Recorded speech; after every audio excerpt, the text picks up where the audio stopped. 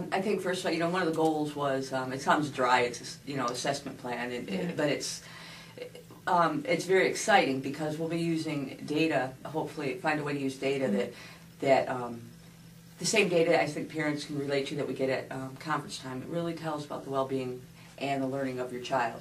And my hope is that kind of data is going to help the administration really pinpoint where we need to put more attention and convey that to the board, because the more we understand, the more we feel comfortable giving money when we're asked to, and it's pretty simple. My other, for all the kids, I think you know too, and I know that you've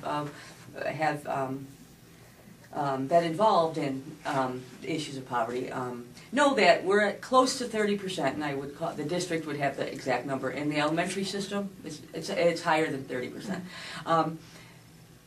Hard to get a number at the second year. The kids don't like to take advantage sometimes of the free lunch, and unfortunately they spend their work money on it, but that's understandable. So there's a lot of, what we have to do is provide learning conditions that are best for the kids. We have the high quality teachers. We have some initiatives. We are focusing on literacy. Literacy is important, of course. The more the merrier. Is it working as one block? Will it be better spread out in the day? I think the teachers will have news for us on that at some point. We have to coordinate this with other people in the community too, and we do to some extent. We attended a meeting, I think it was Ames, for at-risk kids. It focused on secondary children, but yet it outlined problems too, that all kids at risk have. Transportation's huge.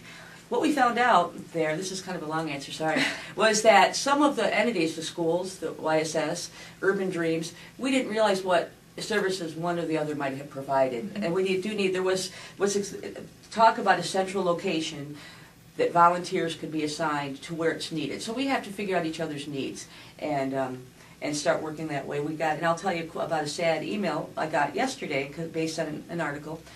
A person that works for the free dental clinic emailed us and said, there's a lot of kids in poverty that go to school in pain because they can't get their teeth fixed.